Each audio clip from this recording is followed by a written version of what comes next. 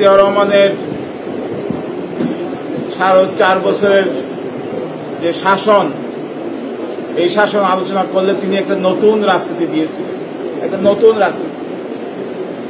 BNP সৃষ্টির আগে বাংলাদেশে বাম ডান অনেক রাজনৈতিক দল ছিল, সবার কিন্তু শিকড় কোনো না কোনো দেশে ছিল।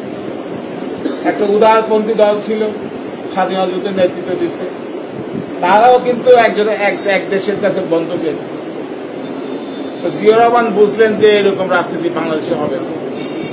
বাংলাদেশে ইসলামী মূল্যবোধ আর উদার গণতান্ত্রিক এই দুইটার সংমিশ্রণে তিনি এই জাতীয়তাবাদী দল সৃষ্টি করেছেন এবং তিনি সফল হয়েছে।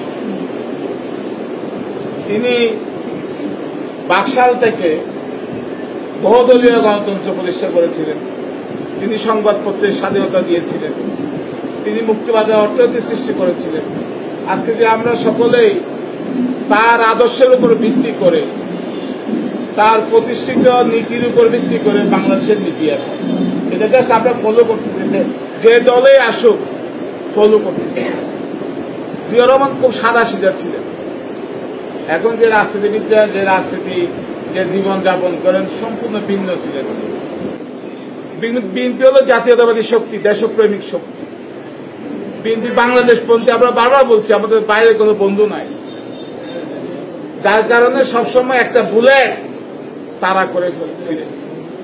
যে বুলেট শহীদ রাষ্ট্রপতি জিয়া রহমানকে হত্যা করেছে, ষড়যন্ত্রের বুলেট। যে বুলেট বেগম জিয়া, তারেক রহমান বারবার জেলে যায় বেগম জিয়াকে বারবার ক্ষমতাচ্যুত করে, কারণ বিএনপি আপোষ করে না বলে। আর বিএনপির আসল সম্পদ হল জিয়া রহমানের ইমেজ আর হইলে সাধারণ জনগণ, গরিব জনগণ। শুধুমাত্র মানুষের গণতান্ত্রিক অধিকার ফিরিয়ে দেওয়ার জন্য, মানুষের মৌলিক অধিকার ফিরিয়ে দেওয়ার জন্য, ভোটের অধিকার ফিরিয়ে দেওয়ার জন্য আমরা এই সংগ্রাম করতে গিয়ে আমাদের অনেক নেতাকর্মী তারা হাজতবাস করেছে এবং গুম হয়েছে, মারা গেছে। আজকে যখন আমরা ভোটের কথা বলি তখন বর্তমান সরকার বলে এবং আরো একটা অন্যান্য রাজনৈতিক দল তারাও বলে বিএনপি শুধু ভোটের কথা বলে। ভোটের কথাই তো বিএনপি বলবে, বিএনপি তো সবসময় জনগণের অধিকারের কথা বলে।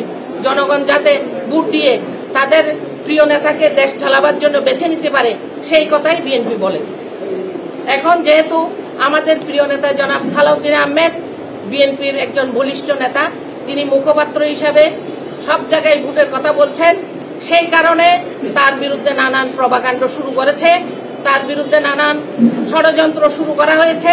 আজকের এই সভা থেকে আমরা কক্সবাজারের বিএনপি সেই তার প্রতিবাদ জানাই।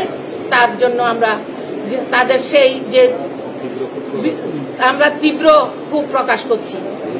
আমাদের দেশনায়ক তারেক রহমান বলেছেন ডিসেম্বরে এই ভোট হবে। আমরা আশা করছি ইনশাআল্লাহ এই সরকারের বুধগম হবে, তারা আবার ভালো দেশের মানুষের জন্য ভালো চিন্তা করবে, দেশকে বাঁচাবার চিন্তা করবে, জনগণের ভোটের অধিকার ফিরিয়ে দেওয়ার চিন্তা করবে এবং তারা আমাদের আন্দোলনের ফসল হিসাবে ডিসেম্বরে তারা ভোট দিয়ে আবার সকল মানুষকে স্বস্তি দান করবে, এই আশা ব্যক্ত করছি। আমরা কিছু গুনাহগার বান্দা আল্লাহ মহৎ উদ্দেশ্য নিয়ে আল্লাহ হাত তুলেছি আল্লাহ।